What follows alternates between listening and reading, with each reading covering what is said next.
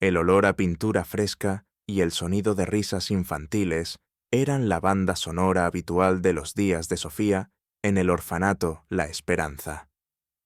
A sus 35 años, Sofía Herrera era la directora, el alma y, a menudo, la única barrera entre aquel refugio de muros desconchados pero cálidos y la indiferencia de un mundo exterior que prefería ignorar la existencia de los niños que nadie más quería.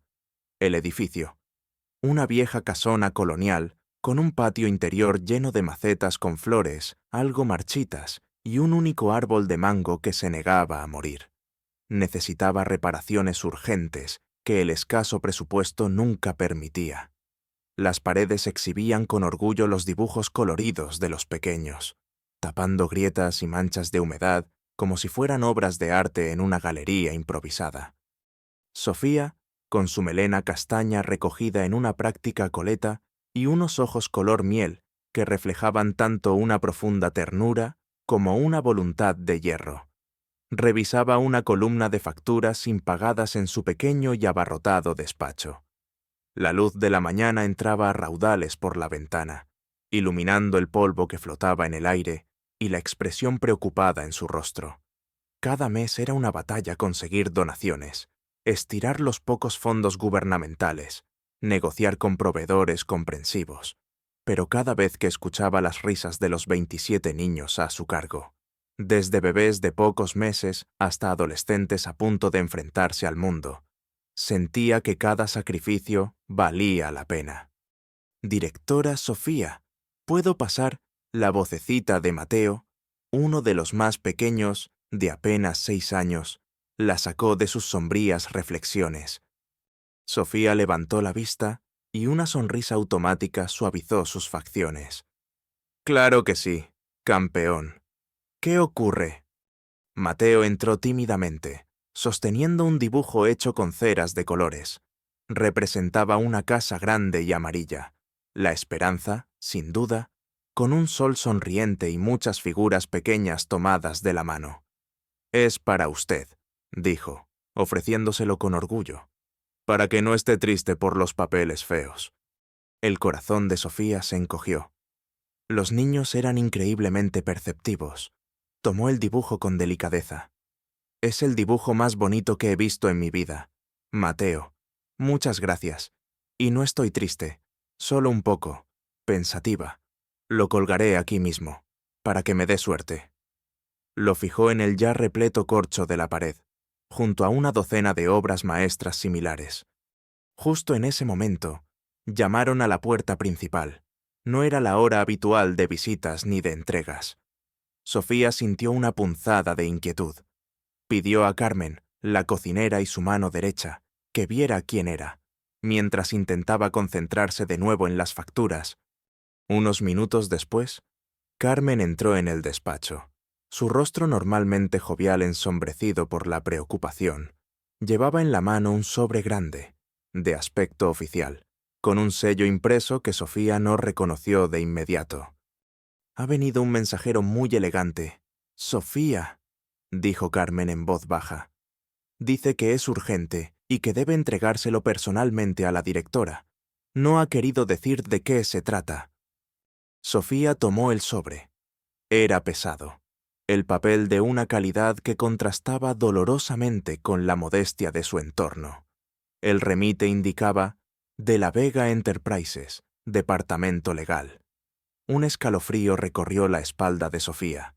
De la Vega Enterprises era uno de los conglomerados inmobiliarios más grandes y poderosos del país, conocido por sus lujosos rascacielos y sus tácticas agresivas.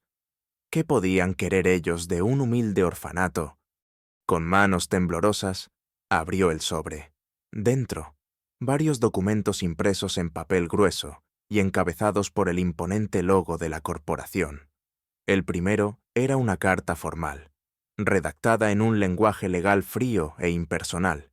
A medida que sus ojos recorrían las líneas, el color desaparecía de su rostro. La carta, en esencia, era una notificación de desalojo. Informaba al orfanato La Esperanza que el terreno sobre el que se asentaba había sido adquirido por De la Vega Enterprises para el desarrollo de un proyecto urbanístico de gran envergadura, concretamente un complejo residencial y comercial de alto standing denominado Mirador Dorado.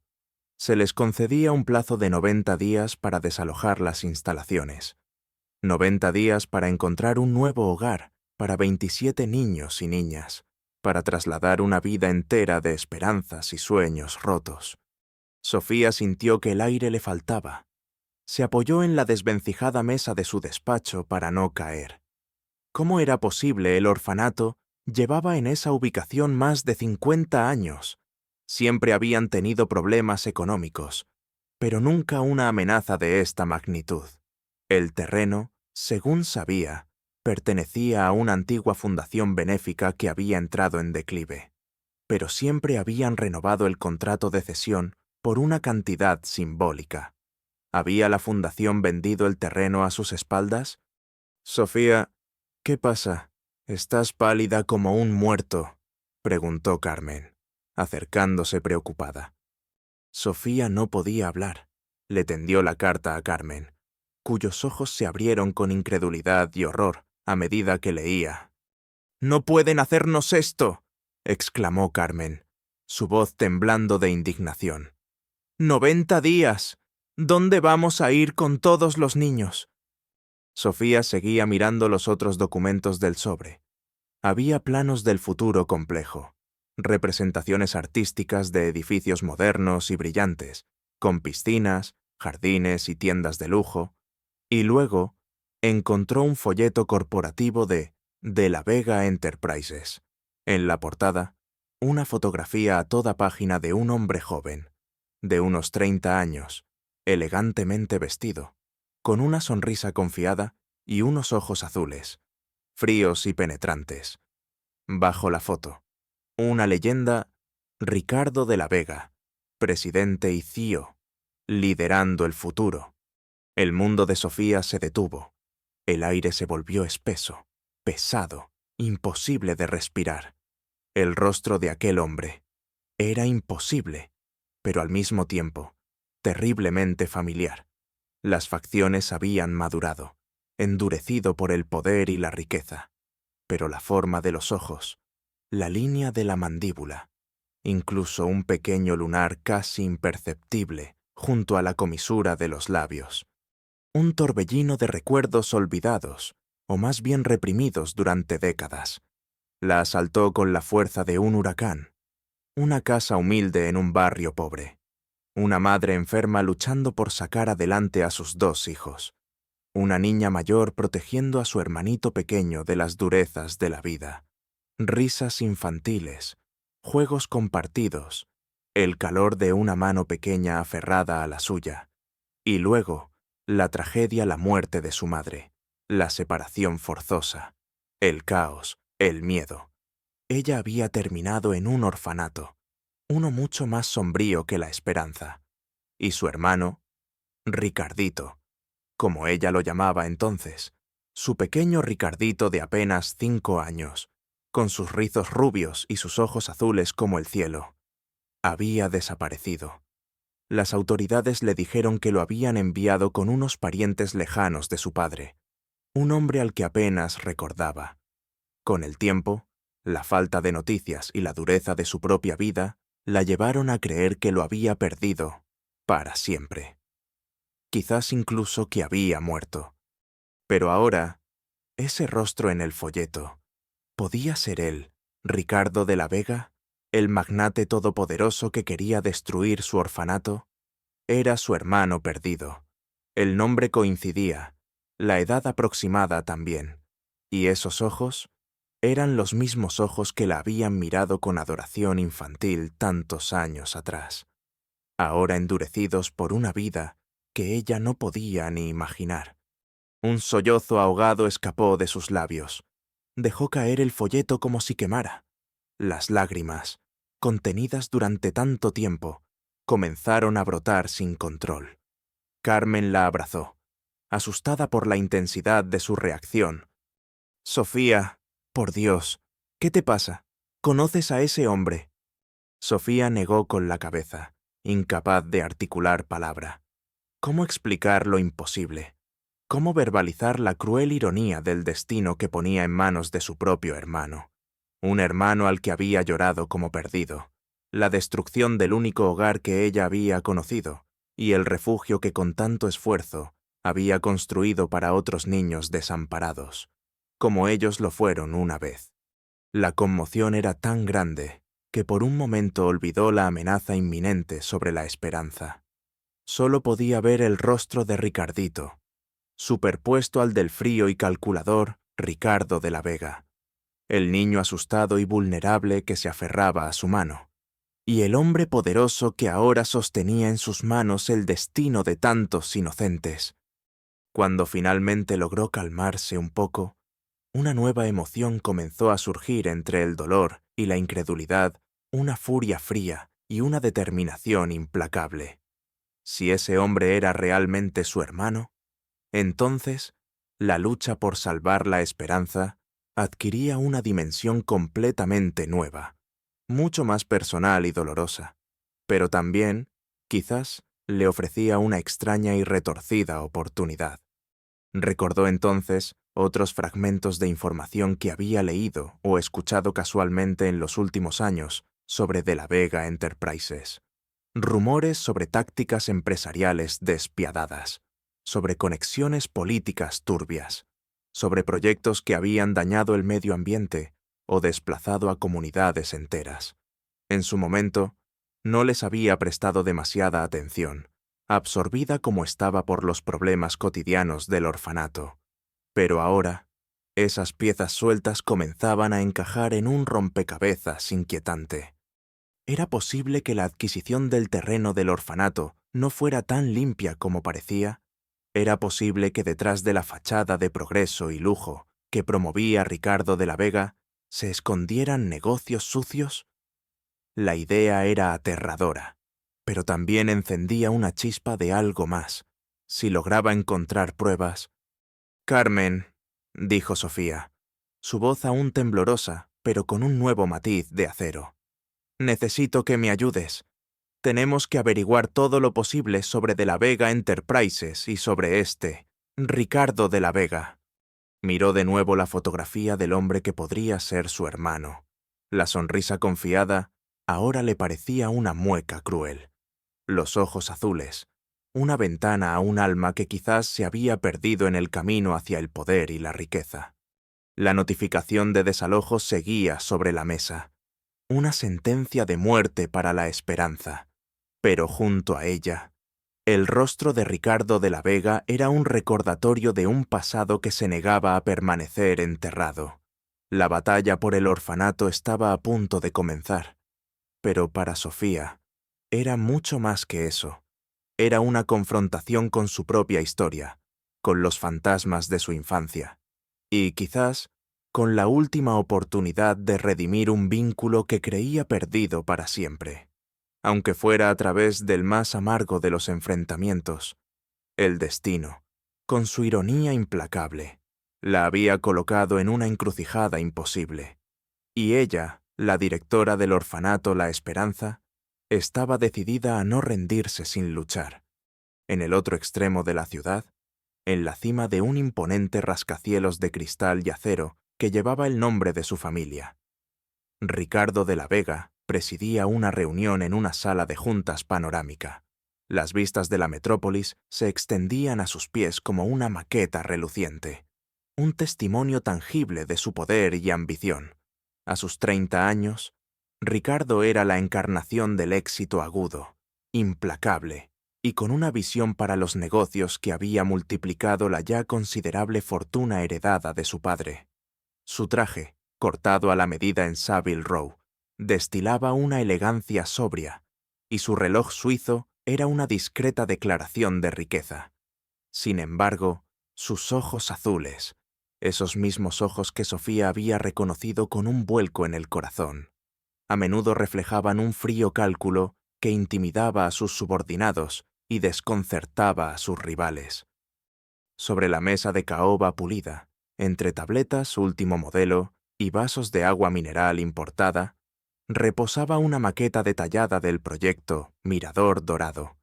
Edificios esbeltos, zonas verdes meticulosamente diseñadas, un centro comercial de lujo. Era su proyecto estrella, la joya de la corona que consolidaría a De la Vega Enterprises como líder indiscutible del sector inmobiliario de alta gama. El cronograma es ajustado, pero factible, decía uno de sus vicepresidentes, un hombre mayor con el cabello engominado y una sonrisa servil. Los permisos preliminares están casi listos. Solo queda un pequeño obstáculo, esa vieja propiedad en el sector sur, el orfanato. Ricardo frunció levemente el ceño. Obstáculo.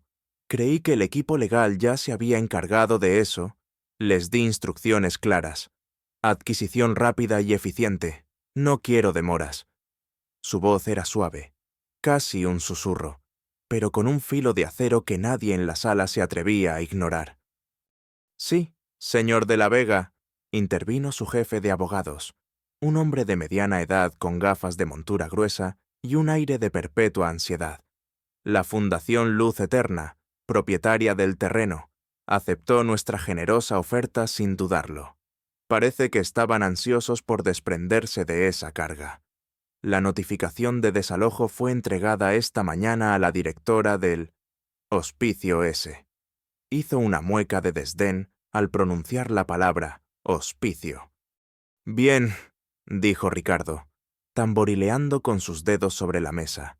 90 días.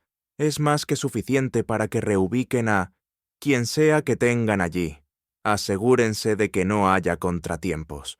No quiero que la prensa sensacionalista empiece a husmear con historias lacrimógenas sobre pobres huerfanitos.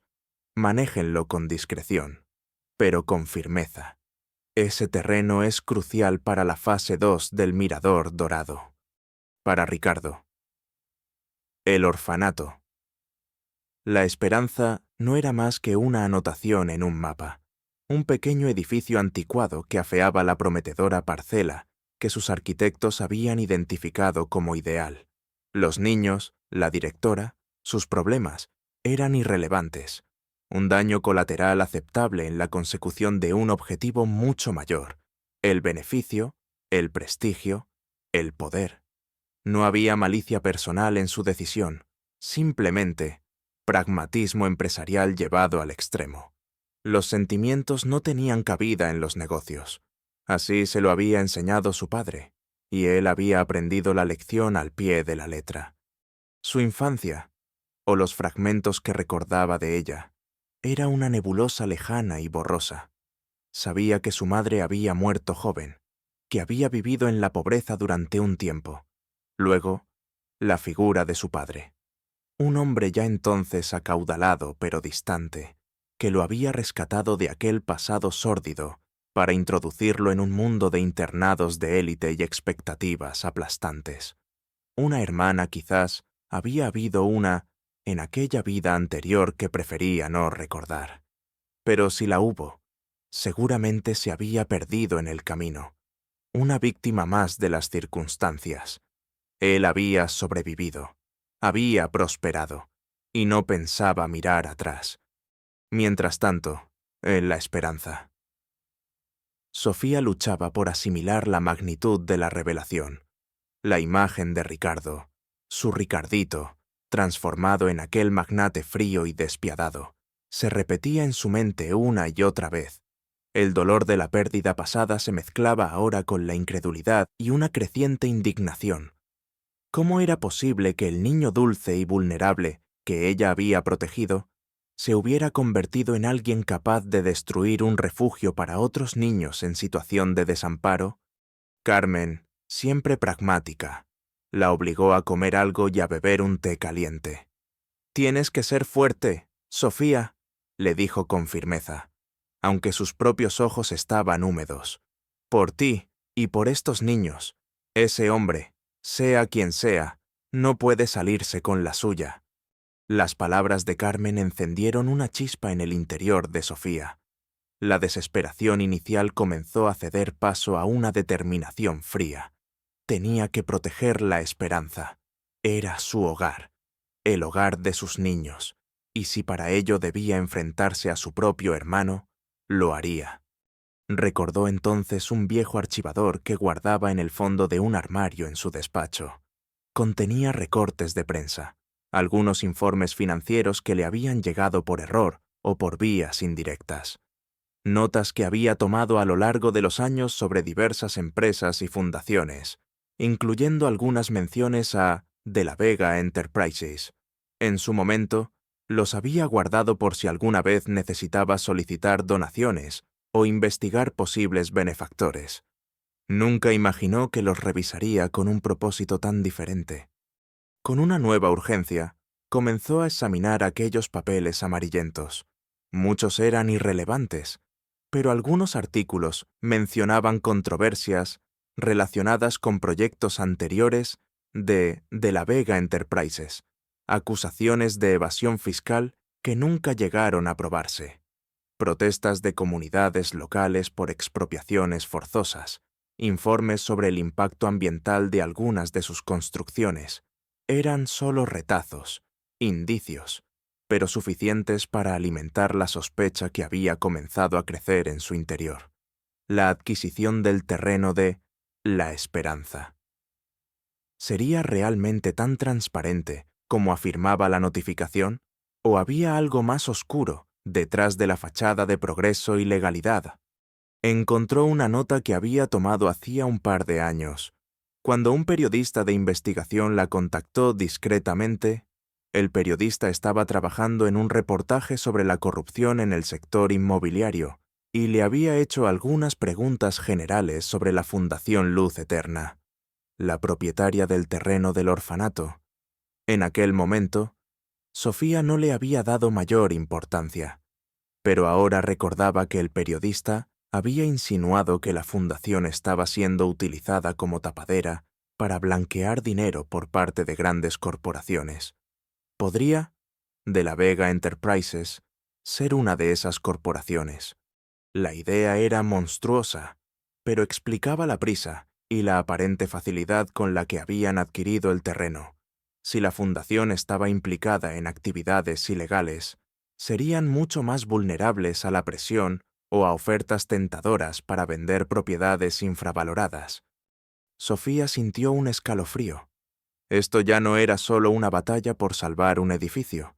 Se estaba adentrando en un terreno mucho más peligroso. Si sus sospechas eran ciertas, Ricardo no solo era un empresario despiadado, sino que podría estar al frente de una organización con prácticas corruptas. «Carmen», llamó Sofía, su voz firme a pesar del temblor interno. «Necesito que busques el número de teléfono de aquel periodista que vino a preguntar por la Fundación Luz Eterna hace un par de años. Creo que se llamaba Miguel Vargas». Mientras Carmen buscaba en los viejos registros, Sofía volvió a mirar la fotografía de Ricardo de la Vega. Intentó encontrar algún rastro del niño que había conocido, alguna chispa de bondad o vulnerabilidad en aquellos ojos azules, pero solo vio una determinación fría, una ambición desmedida. ¿Qué le había ocurrido a su hermano para transformarlo de esa manera? ¿La riqueza? ¿El poder? ¿O había algo más? ¿Alguna herida profunda que lo había endurecido hasta convertirlo en piedra? La lucha por la esperanza se había convertido en algo más que una simple defensa de un hogar. Era una búsqueda de la verdad, una confrontación con un pasado doloroso y, quizás, una forma de entender cómo dos hermanos, separados por el destino, habían llegado a encontrarse en bandos tan opuestos de una misma barricada. Sofía sabía que el camino sería arduo y peligroso. De la Vega Enterprises era un gigante con recursos ilimitados y tentáculos que llegaban a las más altas esferas del poder. Ella solo tenía su determinación, el amor por sus niños y un puñado de viejos papeles que quizás, solo quizás, contenían la clave para desentrañar una red de corrupción que amenazaba con devorarlo todo. La sombra de Ricardo de la Vega y su imperio se cernía sobre la esperanza, pero en el corazón de Sofía comenzaba a arder una llama de resistencia. No se rendiría fácilmente. por sus niños, por la memoria de su familia y por la pequeña esperanza de que, en algún lugar profundo de aquel hombre poderoso y frío, aún quedara un vestigio del hermano que había perdido. Los hilos del poder eran fuertes, pero las sombras de la corrupción, una vez iluminadas, podían ser sorprendentemente frágiles, y Sofía estaba dispuesta a encender esa luz, costara lo que costara. La mañana siguiente encontró a Sofía con los ojos enrojecidos por la falta de sueño, pero con una nueva y férrea determinación. El primer paso era contactar a Miguel Vargas, el periodista de investigación.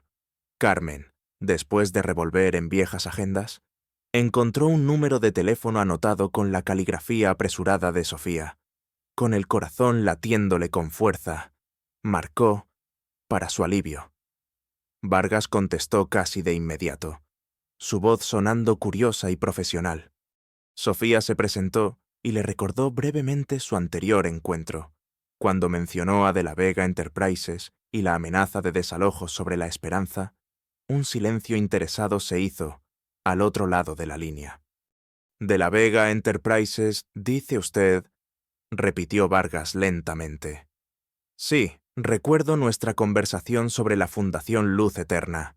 Es un nombre que sigue apareciendo en mis investigaciones, siempre en los márgenes de asuntos turbios. Cuénteme más, señora Herrera, ¿qué está ocurriendo exactamente?»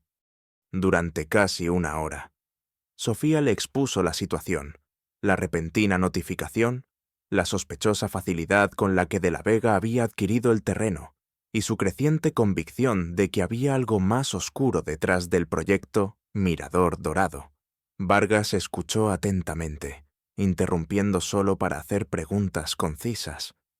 «Lo que me cuenta es grave, pero no me sorprende del todo viniendo de ellos», dijo finalmente Vargas. «He estado siguiendo la pista de varias operaciones inmobiliarias de La Vega, que tienen un patrón similar, adquisición de terrenos a bajo costo, a través de fundaciones o pequeñas empresas pantalla, seguido de recalificaciones urbanísticas muy ventajosas obtenidas, digamos, de forma expedita. Pero nunca he tenido pruebas lo suficientemente sólidas para publicar algo grande». Hizo una pausa. «Si usted está dispuesta a luchar y a buscar la verdad, quizás podamos ayudarnos mutuamente. Necesitará un buen abogado, uno que no le tema a los tiburones de La Vega». Vargas le prometió investigar por su cuenta la conexión entre la Fundación Luz Eterna y De la Vega Enterprises, y le proporcionó el nombre de un joven abogado, David Puente, conocido por llevar casos pro bono en defensa de causas justas y por su tenacidad. «Es joven, pero valiente y muy competente», aseguró Vargas. «Dígale que yo le di su contacto». Agradecida, Sofía colgó y se sintió un poco menos sola. La lucha seguía pareciendo titánica, pero ahora tenía al menos dos posibles aliados. Contactar a David Puente fue más fácil de lo esperado. El joven abogado la recibió esa misma tarde, en su pequeño pero ordenado despacho en un barrio modesto de la ciudad. David era un hombre de unos 30 años, con una mirada inteligente y directa, y una energía que contrastaba con la solemnidad de su profesión. Escuchó la historia de Sofía con empatía, revisando los documentos de desalojo con el ceño fruncido.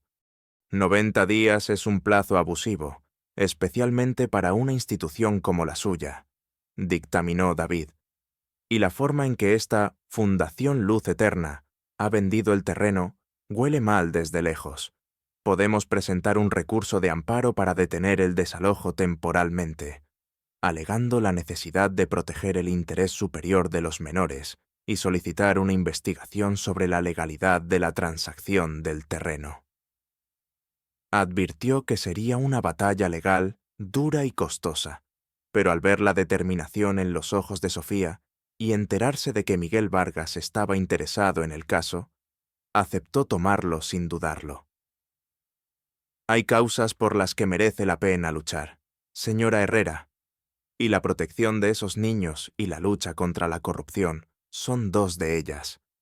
Mientras David comenzaba a preparar la ofensiva legal, Sofía se sumergió en sus propios recuerdos, buscando respuestas, o quizás solo consuelo, en el pasado. Las noches se volvieron largas, pobladas por fantasmas. Veía a su madre, pálida y exhausta, cosiendo hasta la madrugada para ganar unas pocas monedas. Veía a Ricardito, un niño rubio de ojos asustados, aferrado a su falda mientras ella lo protegía de las peleas callejeras o de los caseros abusivos. Recordó el día en que todo se desmoronó. Su madre, debilitada por la enfermedad y el trabajo incesante, había muerto en sus brazos. Sofía tenía apenas 10 años, Ricardito 5. Se quedaron solos en el mundo. Durante unas semanas, sobrevivieron gracias a la caridad de los vecinos, pero pronto los servicios sociales intervinieron. A ella la enviaron a un orfanato estatal, un lugar frío y desalmado del que guardaba recuerdos amargos. A Ricardito, le dijeron, se lo llevarían unos parientes lejanos de su padre, un hombre que apenas había formado parte de sus vidas. La despedida fue en una gris oficina de los servicios sociales. Ricardito lloraba desconsoladamente, aferrado a ella con todas sus fuerzas. «No me dejes, Sophie, no me dejes», suplicaba. Ella también lloraba, pero intentaba ser fuerte por él. Le prometió que se volverían a ver, que lo buscaría, pero nunca más supo de él. Las cartas que escribió a la dirección que le dieron nunca fueron respondidas. Con el tiempo, la esperanza se desvaneció, reemplazada por un dolor sordo y la resignación. Ahora, la idea de que Ricardo de la Vega, el hombre que quería destruir su vida actual, fuera ese mismo Ricardito, era una tortura. ¿Cómo había llegado de la pobreza y el desamparo a la cima del poder? ¿Y cómo había olvidado, o decidido olvidar, a la hermana que lo había protegido? ¿Sabría él quién era ella? Sofía dudaba. Su apellido era Herrera, el de su madre, el de su padre, y por tanto el de Ricardo. Era de la Vega. Era posible que él ni siquiera recordara tener una hermana mayor, o que la creyera muerta. En las oficinas de la Vega Enterprises, la noticia del recurso legal presentado por el orfanato causó primero sorpresa y luego una fría ira en Ricardo. Un recurso de amparo. Esa directora de hospicios se atreve a desafiarnos, siseó Ricardo a su equipo legal. Quiero que aplasten esto. Usen todos los recursos necesarios. No voy a permitir que un grupo de mocosos y una mujerzuela idealista retrasen un proyecto de miles de millones. La maquinaria de la Vega Enterprises se puso en marcha. Primero, intentaron desacreditar a Sofía y al orfanato. Aparecieron artículos anónimos en tabloides de segunda fila insinuando una mala gestión de fondos en La Esperanza, condiciones insalubres e incluso maltrato infantil. Eran mentiras burdas, fácilmente desmentibles para quien se molestara en investigar. Pero el daño a la reputación ya estaba hecho. Algunos donantes habituales, asustados por la publicidad negativa, retiraron su apoyo. Luego, comenzaron los problemas técnicos. Un día, el suministro de agua al orfanato se cortó inexplicablemente durante horas. Otro día, fue la electricidad. Los inspectores municipales, antes amables o indiferentes, empezaron a hacer visitas sorpresa, buscando cualquier infracción para justificar una clausura. Sofía sabía que detrás de todo esto estaba la mano de Ricardo, moviendo sus hilos en las sombras. Incluso recibió una visita de 2 hombres de aspecto amenazante, trajeados y con gafas oscuras, que se presentaron como representantes de los nuevos propietarios. Con una amabilidad helada, le sugirieron que aceptara una compensación generosa y desalojara pacíficamente.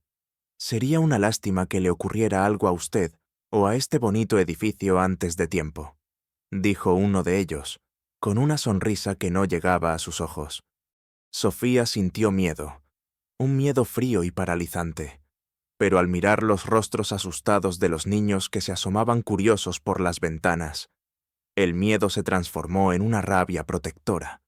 Les dijo a los hombres, con una voz que temblaba menos de lo que esperaba, que no se iría, que lucharía por sus niños y por su hogar hasta el final. Cada nueva táctica de presión, cada amenaza velada, en lugar de doblegarla, fortalecía la determinación de Sofía. Ya no era solo por la esperanza, era por Ricardito, el niño perdido. Si este Ricardo era realmente él, entonces ella tenía que descubrir qué lo había corrompido de tal manera. Y si no lo era, entonces tenía que detener al hombre que estaba usando el nombre de su familia para cometer tales atrocidades. David Puente trabajaba incansablemente en el frente legal, presentando mociones, recopilando testimonios de apoyo de la comunidad y preparando la defensa. Miguel Vargas, por su parte, seguía sus propias pistas, investigando los laberintos financieros de la Vega Enterprises y sus conexiones con la Fundación Luz Eterna. Le pasaba a Sofía información fragmentada, pero valiosa, nombres de exdirectivos de la Fundación que habían dimitido en circunstancias extrañas, números de cuentas en paraísos fiscales, rumores sobre sobornos a funcionarios para agilizar permisos. La tormenta había comenzado. Las primeras ráfagas sacudían los cimientos de la esperanza, pero Sofía se mantenía firme, como el viejo árbol de mango en el patio, sus raíces aferrándose a la tierra con una fuerza insospechada. La niña asustada que había perdido a su hermano en el laberinto de la burocracia había crecido para convertirse en una mujer dispuesta a enfrentarse a un gigante. Y en sus manos, además del amor por sus niños, empezaba a tomar forma un arma inesperada, la verdad sobre los negocios sucios de Ricardo de la Vega. Los días en la esperanza se habían vuelto una tensa mezcla de rutinas infantiles y febril actividad clandestina. Mientras los niños jugaban, comían y dormían bajo la atenta mirada de Sofía y Carmen, intentando mantener una apariencia de normalidad. En el pequeño despacho se libraba una batalla silenciosa. Mapas, documentos legales, recortes de prensa y diagramas improvisados cubrían la mesa de Sofía. Ella y David Puente pasaban horas analizando cada dato, cada nombre, cada conexión que Miguel Vargas les filtraba desde las sombras de su investigación periodística. La información de Vargas apuntaba cada vez más a un complejo entramado de empresas fantasma, paraísos fiscales y transacciones sospechosas orquestadas por De la Vega Enterprises.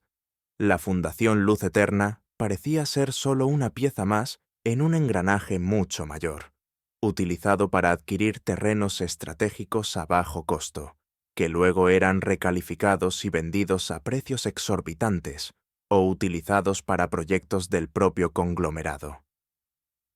El mirador dorado era solo la punta del iceberg. Lo que estamos viendo aquí, dijo David una noche, señalando un intrincado diagrama que conectaba varias sociedades anónimas con directivos comunes, vinculados a De la Vega. No es solo especulación inmobiliaria agresiva. Esto tiene todas las características de un esquema de lavado de dinero a gran escala y, posiblemente, de fraude fiscal masivo. Su rostro joven estaba serio, consciente de la gravedad de sus palabras. El problema, Sofía, es que son muy listos. Todo está diseñado para parecer legal en la superficie. Necesitamos algo más que indicios. Necesitamos pruebas contundentes, documentos internos, un testimonio clave. Sofía asintió, el peso de la responsabilidad oprimiéndole el pecho. Sabía que David tenía razón. Los rumores y las conexiones circunstanciales no bastarían para detener a un gigante como Ricardo de la Vega. Mientras tanto, la presión sobre el orfanato no cesaba. Los inspectores seguían apareciendo con pretextos cada vez más absurdos, y aunque David lograba sortear legalmente cada nueva traba, el desgaste era constante. Los niños, a pesar de los esfuerzos de Sofía por protegerlos, comenzaban a sentir la tensión. Sus juegos eran menos ruidosos, sus miradas más inquietas. Una tarde, mientras Sofía intentaba consolar a la pequeña Ana, que lloraba porque extrañaba a su madre, recordó una conversación con su propia madre. Muchos años atrás, estaban en su humilde habitación. Ricardito dormía en un colchón en el suelo. Su madre, con los ojos brillantes por la fiebre pero con una sonrisa dulce, le acariciaba el pelo. «Eres fuerte, mi Sophie», le había dicho. «Más fuerte de lo que crees. Pase lo que pase, cuida de tu hermano y nunca dejes que nadie te quite tu bondad. La bondad es un escudo. ¿Sabes a veces? El único que tenemos». Las palabras de su madre resonaron en su interior con una nueva fuerza. Sí, era fuerte, y su bondad, su amor por esos niños, era su escudo y su motivación. No podía permitirse flaquear. Fue Miguel Vargas quien les dio la pista que necesitaban.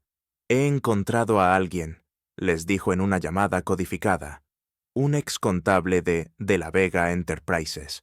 Lo despidieron hace un año, aparentemente por recortes de personal.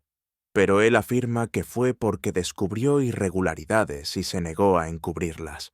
Está asustado, pero creo que podría hablar si se le garantiza protección y se le convence de que su testimonio puede hacer justicia. El nombre del excontable era Arturo Jiménez. Localizarlo no fue fácil, parecía estar escondiéndose.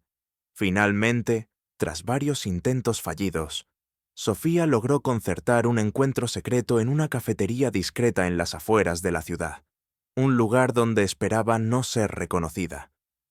Arturo Jiménez resultó ser un hombre de mediana edad, con aspecto nervioso y ojeras pronunciadas. Al principio se mostró desconfiado, casi hostil. «No sé por qué he venido», dijo, mirando constantemente a su alrededor. «Esa gente es peligrosa. Ya me arruinaron la vida una vez». Sofía le habló con calma, explicándole la situación de la Esperanza, mostrándole fotos de los niños. Le habló de su lucha, de su necesidad de encontrar pruebas para detener a Ricardo de la Vega. No mencionó su parentesco con él. No quería complicar las cosas ni parecer que actuaba por una venganza personal. Poco a poco, la coraza de Arturo comenzó a resquebrajarse. Vio la sinceridad en los ojos de Sofía, la desesperación controlada en su voz. Él también tenía hijos. «Lo que vi allí dentro», murmuró, su voz apenas audible. «Cuentas falsas, sobornos a funcionarios, transferencias millonarias a empresas pantalla en el extranjero. Era una cloaca. Intenté advertir a mis superiores, pero me amenazaron y luego me despidieron con un pretexto ridículo, manchando mi reputación para que nadie más me contratara».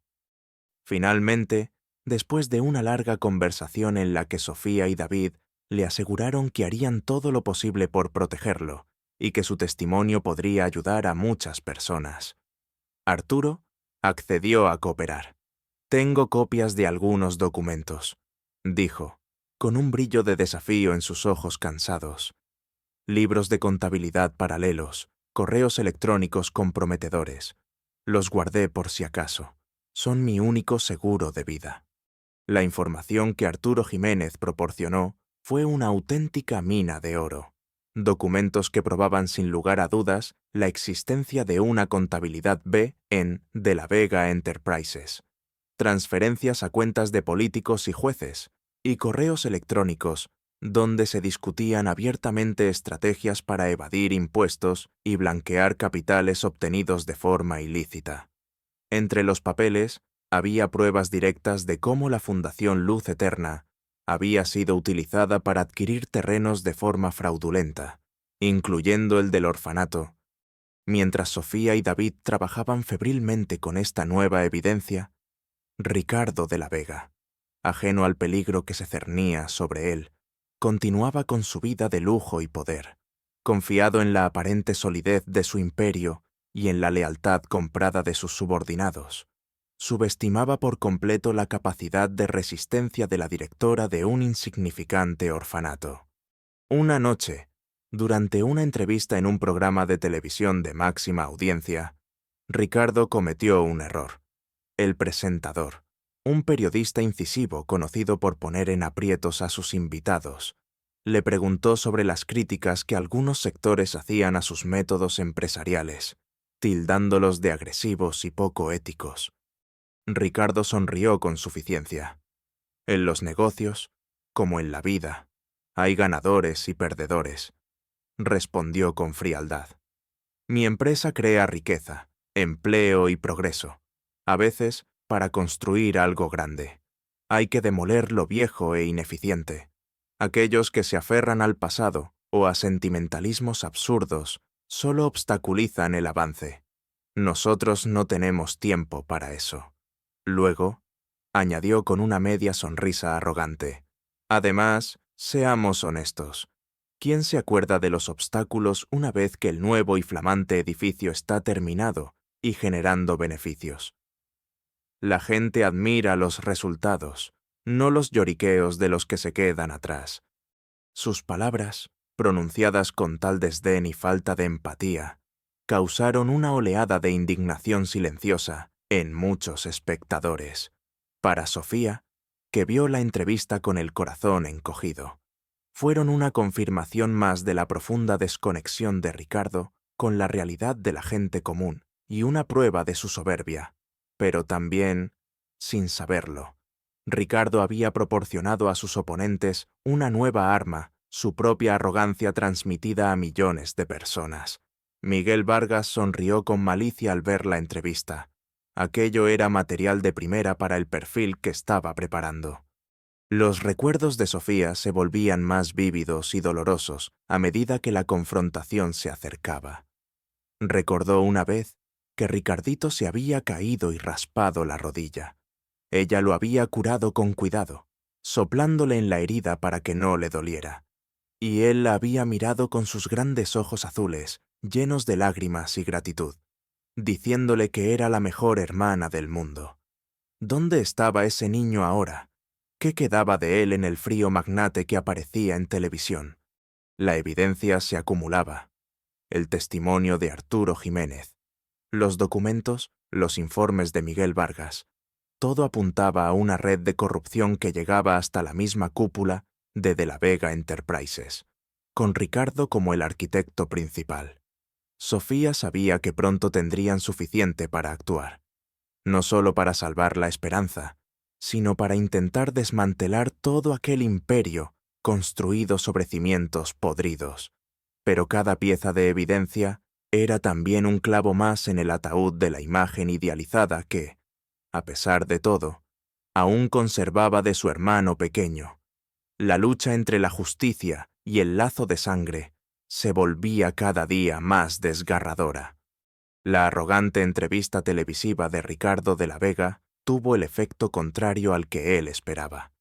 En lugar de acallar las críticas, sus palabras displicentes y su evidente falta de empatía encendieron una mecha de indignación pública. Miguel Vargas, astutamente, utilizó fragmentos de esa entrevista en una serie de artículos preliminares que, sin revelar aún toda la munición que poseía, pintaban un retrato poco halagador del joven magnate y sembraban serias dudas sobre la ética de la Vega Enterprises. La imagen pública de la corporación, tan cuidadosamente cultivada, comenzaba a resquebrajarse.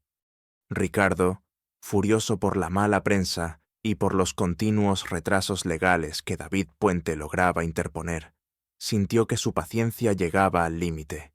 En su mente, la directora del orfanato era una mosca molesta, insignificante pero irritante, que se negaba a ser aplastada. La idea de que aquella mujer pudiera realmente desafiar su poder le resultaba inconcebible y, a la vez, profundamente ofensiva. «Basta de sutilezas», bramó en una reunión con su equipo legal y de operaciones. «Hemos sido demasiado considerados con esa gente. El plazo original de 90 días ha expirado hace semanas gracias a las artimañas de su abogaducho. No voy a permitir que esto se alargue más. Quiero ese terreno despejado para finales de la próxima semana. sin excusas. Sus abogados le advirtieron que una acción de demolición forzosa, mientras hubiera recursos legales pendientes, podría acarrear consecuencias negativas. Las consecuencias las asumiré yo, replicó Ricardo con frialdad. Asegúrense de tener todos los permisos de demolición en orden, aunque sea recurriendo a nuestros contactos habituales en el ayuntamiento, y envíen una notificación final a ese orfanato. Dales 72 horas, o desalojan voluntariamente, o entraremos con las máquinas. La notificación llegó a La Esperanza como una sentencia de muerte. 72 horas, 3 días para que un milagro ocurriera, o para que todo por lo que Sofía había luchado se convirtiera en escombros. El ambiente en el orfanato se volvió casi irrespirable. Los niños, aunque Sofía intentaba protegerlos, percibían la inminencia del desastre. Sus risas se apagaron. Sus ojos reflejaban el miedo y la incertidumbre que veían en los adultos. Carmen y los pocos voluntarios que aún se atrevían a ayudar se movían como sombras, sus rostros pálidos y tensos. Para Sofía, la noticia del ultimátum fue, paradójicamente, un catalizador.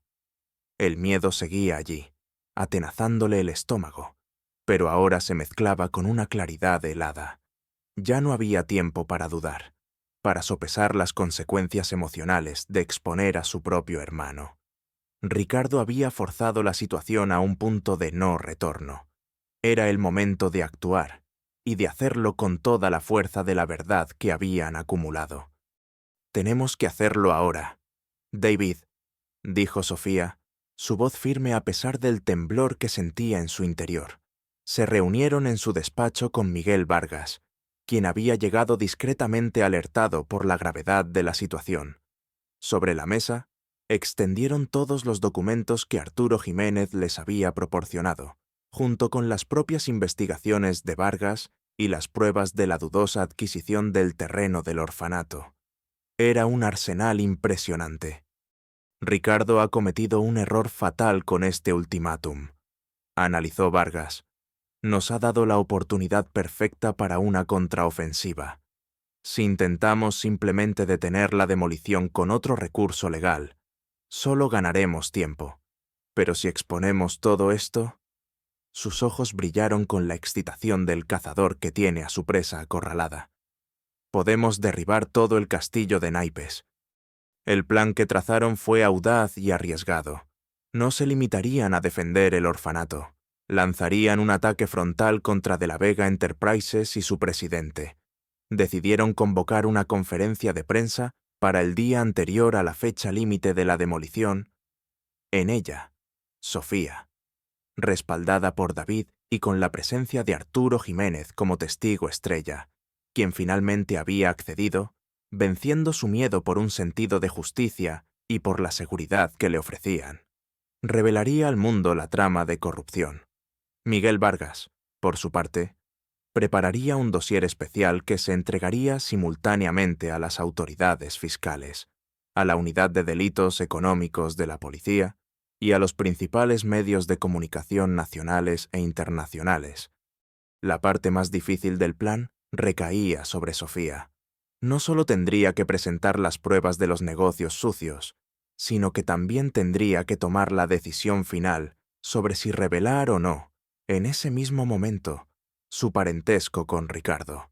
Era una carga emocional inmensa. Exponer a su hermano, al Ricardito de sus recuerdos, aunque fuera para hacer justicia, le desgarraba el alma. ¿Estás segura de esto? Sofía, le preguntó David con suavidad, al ver la angustia en sus ojos. Podemos presentar las pruebas sin necesidad de hacerlo personal. Sofía lo miró, sus ojos llenos de un dolor antiguo. No lo sé, David. Sinceramente, no lo sé.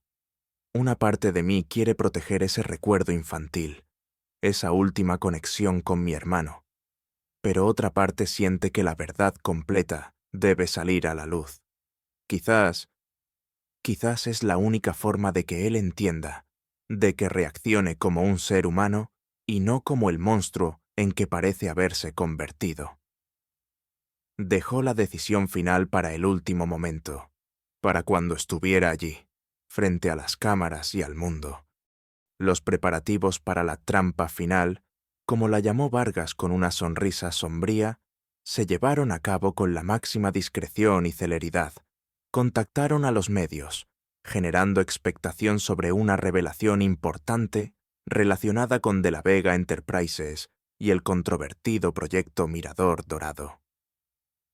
Arturo Jiménez fue trasladado a un lugar seguro, bajo la protección informal de algunos contactos de Vargas. Mientras tanto, Ricardo de la Vega, confiado en su poder y en la aparente inacción de sus oponentes tras el ultimátum, daba las últimas órdenes para la demolición. Ya había contratado a la empresa encargada y las excavadoras y bulldozers comenzaban a concentrarse en un solar cercano al orfanato, como buitres esperando el momento de atacar. Para él, la batalla estaba ganada. La directora del orfanato no había hecho ningún movimiento público para aceptar compensación alguna ni para anunciar una reubicación. Seguramente había aceptado su derrota. La víspera de la demolición, la tensión en La Esperanza era casi física. Sofía pasó la noche en vela, repasando mentalmente su declaración, mirando las fotografías de los niños, recordando una y otra vez los fragmentos de su infancia junto a Ricardito, el peso de la historia, de los secretos familiares, de las vidas inocentes que dependían de ella. Era abrumador. Se aferraba a las palabras de su madre. La bondad es un escudo, y la justicia, pensó, a veces requería una bondad cruel, la de exponer la verdad por dolorosa que fuera. Al amanecer, un grupo de operarios, escoltados por guardias de seguridad privados contratados por De la Vega, comenzó a instalar vallas metálicas alrededor del perímetro del orfanato. El ruido metálico de los postes, clavándose en la tierra, sonaba como los últimos clavos en un ataúd. Algunos de los niños mayores observaban la escena desde las ventanas, sus rostros pálidos y sus ojos llenos de una mezcla de miedo y rabia impotente. Sofía los reunió a todos en el comedor. Les habló con calma, aunque su corazón latía con fuerza. Les dijo que ese día era muy importante, que iban a luchar por su hogar de una forma diferente, y que necesitaban ser valientes y confiar en ella. No les dio detalles, pero su serenidad y su determinación parecieron tranquilizarlos un poco. A media mañana, todo estaba listo para la conferencia de prensa, que se celebraría en el pequeño salón de actos de una asociación de vecinos solidaria, no muy lejos del orfanato. Periodistas de diversos medios ya comenzaban a llegar, atraídos por el misterio y la promesa de un escándalo. Ricardo de la Vega, desde su lujosa oficina, recibió la noticia de la improvisada conferencia de prensa con una mezcla de irritación y diversión. Una conferencia de prensa. ¿Qué diablos puede decir esa mujer que interese a alguien? Probablemente algún lloriqueo de última hora para intentar dar lástima. Ordenó a uno de sus asistentes que siguiera el evento y le informara de cualquier tontería que pudiera decirse. No le preocupaba en absoluto.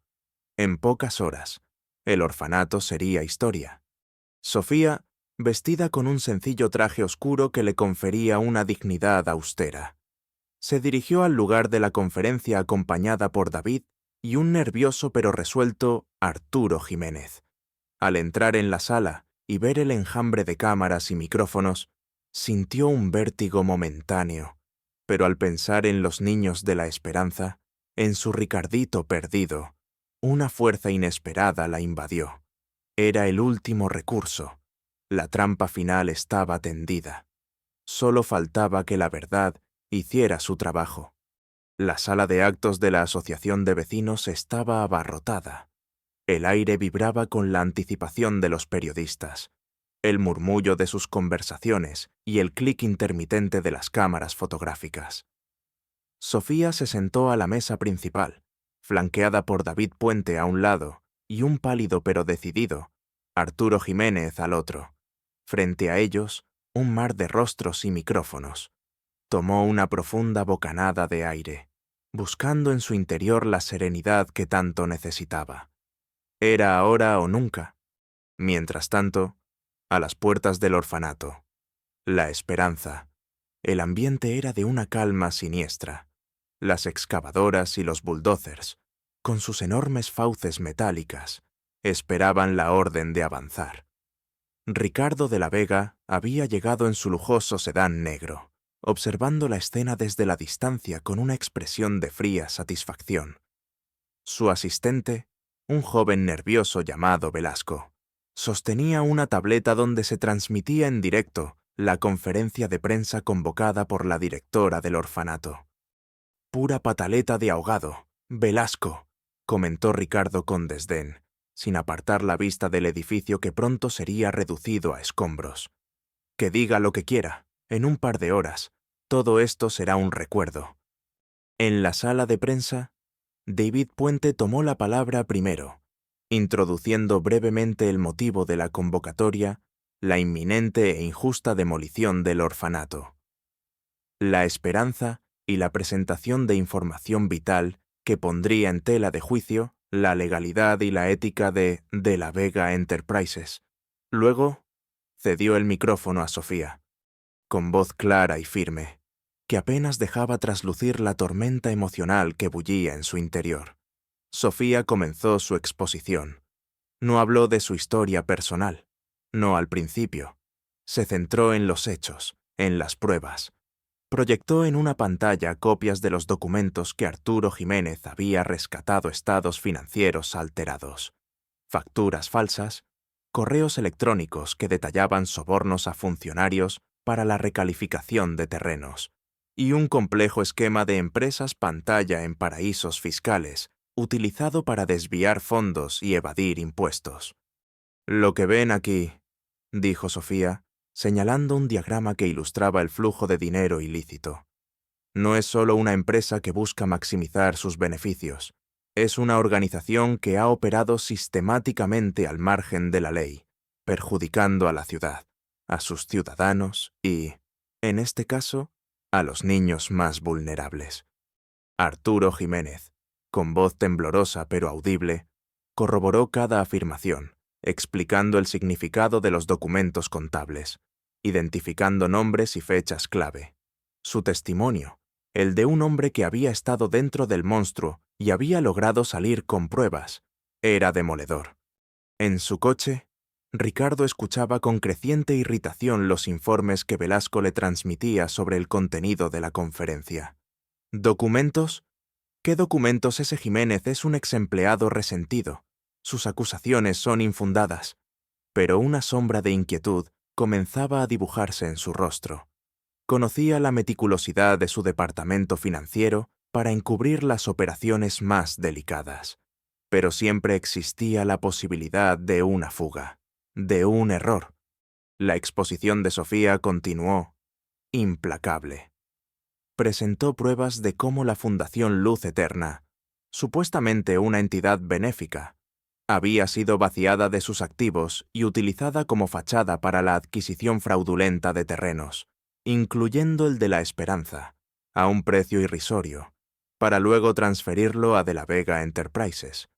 Mostró cómo los antiguos patronos de la fundación habían sido reemplazados por testaferros vinculados al conglomerado. Los periodistas en la sala tomaban notas febrilmente, sus rostros reflejando una mezcla de asombro y excitación profesional. Esto era mucho más grande que la simple historia de un orfanato amenazado. Era un escándalo de corrupción de primer orden que implicaba a una de las empresas más poderosas del país. Miguel Vargas, sentado entre los periodistas, sonreía satisfecho. El dossier que él había preparado y que en ese mismo momento estaba siendo entregado a las autoridades y a las redacciones de los principales periódicos. Complementaba y ampliaba cada una de las acusaciones que Sofía estaba presentando. La trampa se cerraba. Cuando Sofía terminó de exponer la trama de corrupción financiera y empresarial, un silencio tenso se apoderó de la sala. Había presentado un caso sólido, documentado, casi irrefutable. Pero aún faltaba algo. la bomba reveladora que solo ella podía lanzar. Miró a David, quien le dio un leve asentimiento de apoyo. Miró a Arturo, quien la observaba con una mezcla de admiración y alivio. Luego, sus ojos se perdieron por un instante en la distancia, como si buscara un rostro en el pasado. El rostro de un niño con rizos rubios y ojos azules.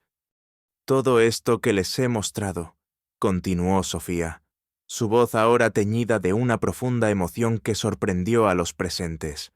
Es obra de una mente brillante, calculadora y, lamentablemente, desprovista de escrúpulos. Una mente que ha construido un imperio sobre la codicia y el desprecio por la ley y por la dignidad humana.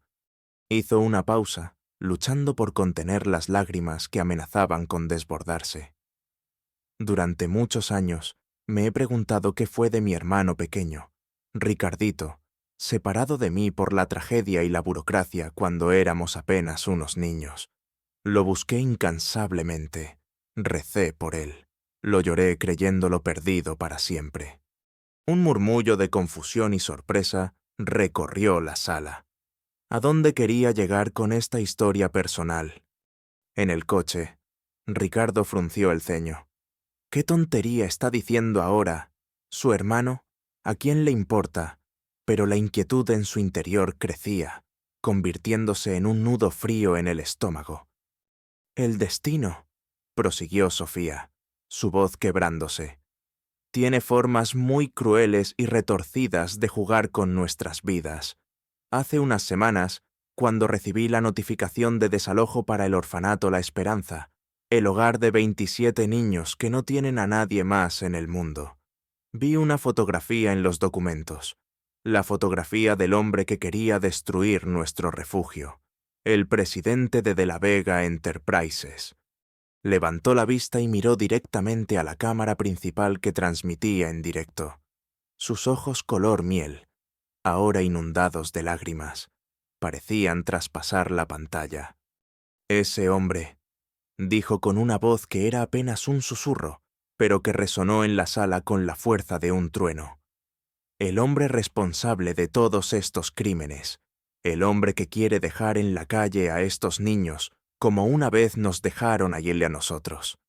Ese hombre es Ricardo de la Vega, y Ricardo de la Vega es mi hermano. El impacto de sus palabras fue instantáneo y devastador. Un jadeo colectivo recorrió la sala de prensa. Los flashes de las cámaras se dispararon como relámpagos. Los periodistas se miraban unos a otros con incredulidad, conscientes de que estaban presenciando un momento histórico, un drama humano de proporciones épicas que trascendía el simple escándalo financiero. En el coche, frente al orfanato, Velasco palideció y dejó caer la tableta. Miró a Ricardo con los ojos desorbitados. Señor de la Vega, ella ha dicho que usted es su hermano. Ricardo se quedó inmóvil, su rostro una máscara de incredulidad. ¿Qué estupidez es esa? Pero la seguridad en su voz se había evaporado. Un torbellino de imágenes borrosas, fragmentos de un pasado que había intentado enterrar bajo capas de riqueza y poder. Comenzaron a emerger en su mente. Una niña mayor con coletas castañas que lo protegía. Una canción de cuna susurrada en la oscuridad. El terror de la separación. «Sophie». El nombre escapó de sus labios como un fantasma, un eco de una vida olvidada. De repente, la imagen de la directora del orfanato, esa mujer a la que había despreciado y subestimado, se superpuso con la de la hermana que lo había cuidado, la hermana a la que había perdido, el parecido, que antes no había notado o no había querido ver. Ahora era innegable, dolorosamente evidente. El mundo de Ricardo de la Vega se desmoronó en ese instante. Las acusaciones de corrupción, los documentos, los sobornos, todo eso, siendo grave, palidecía ante la magnitud de esta revelación personal. La hermana a la que había abandonado en su memoria era la misma mujer a la que estaba intentando destruir. Y ella, Desde su posición de aparente debilidad, acababa de asestarle un golpe mortal, no solo a su imperio, sino a su propia alma. Se llevó las manos a la cabeza, un gemido ahogado escapando de su garganta. Las excavadoras, los guardias de seguridad, el proyecto Mirador Dorado. Todo perdió su significado. Solo quedaba el rostro lloroso de Sofía en la pantalla de la tableta rota en el suelo, y el eco de una palabra: hermano.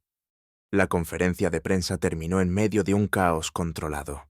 Sofía, agotada pero con una extraña sensación de liberación, fue rodeada por los periodistas, que la acribillaban a preguntas.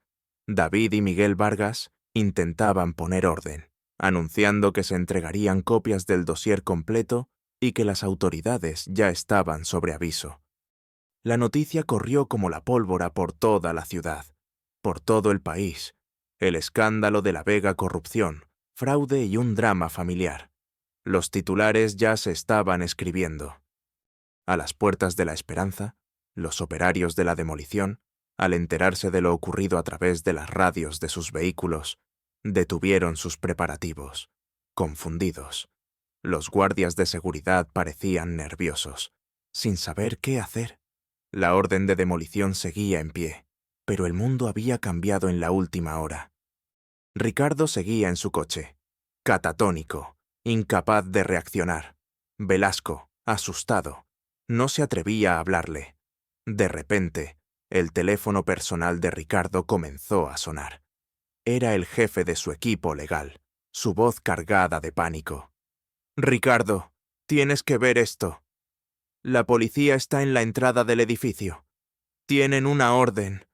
Hablan de fraude masivo, blanqueo de capitales». Pero Ricardo ya no escuchaba. Solo veía el rostro de Sofía, su hermana, y por primera vez en muchos años, sintió algo más que ambición o ira. Sintió un dolor profundo, una vergüenza insoportable y el peso aplastante de sus propias acciones. La bomba había estallado, y sus esquirlas lo habían alcanzado en lo más profundo de su ser. La onda expansiva de la conferencia de prensa sacudió los cimientos de la ciudad. En cuestión de horas, el nombre de Ricardo de la Vega pasó de ser sinónimo de éxito y poder a encarnar la corrupción y la traición. Las autoridades, espoleadas por la contundencia de las pruebas presentadas por Sofía y el dossier de Miguel Vargas, actuaron con una celeridad inusitada. Antes de que cayera la tarde, Ricardo fue detenido en su lujosa oficina, en medio de un enjambre de periodistas y cámaras que registraban cada detalle de su humillante caída. Su rostro, antes impávido y arrogante, era ahora una máscara de incredulidad y pánico mal disimulado. De la Vega Enterprises se derrumbó como un castillo de naipes. Las acciones se desplomaron, los inversores huyeron, los socios comerciales se distanciaron y las cuentas bancarias fueron congeladas. Varios directivos clave, implicados en la trama de corrupción, fueron también arrestados o citados a declarar. El proyecto Mirador Dorado, el sueño megalómano de Ricardo, quedó paralizado indefinidamente. Un esqueleto de acero y hormigón, a medio construir, que se erguía como un monumento a la soberbia y la codicia. La demolición del orfanato, la esperanza, por supuesto, fue suspendida de inmediato. En su lugar, el viejo edificio se convirtió en el centro de una oleada de solidaridad sin precedentes, conmovida por la historia de Sofía, por su valentía y por la injusticia a la que habían sido sometidos los niños, la gente común, pequeñas empresas e incluso algunas grandes corporaciones que querían desmarcarse del escándalo de la Vega. Comenzaron a enviar donaciones, materiales de construcción, alimentos y ofertas de voluntariado. La esperanza, que durante tanto tiempo había luchado en la oscuridad por sobrevivir, de repente se vio inundada de luz y apoyo. Para Sofía, los días que siguieron fueron un torbellino de emociones contradictorias. Por un lado, sentía un inmenso alivio y gratitud. El orfanato estaba a salvo. Sus niños tendrían un futuro. La justicia, por una vez, parecía haber prevalecido sobre el poder y el dinero. Pero por otro lado, el dolor por la suerte de Ricardo, su Ricardito, era una herida abierta en su corazón. Ver las imágenes de su hermano siendo conducido por la policía, su rostro demudado en las portadas de todos los periódicos, le causaba una angustia profunda. A pesar de todo el daño que él había causado, a pesar de la frialdad con la que había actuado, seguía siendo el niño al que ella había protegido, el hermano al que había perdido y reencontrado de la manera más terrible. No asistió a las primeras audiencias judiciales de Ricardo. No se sentía con fuerzas. David Puente la mantenía informada del proceso, que se anunciaba largo y complejo.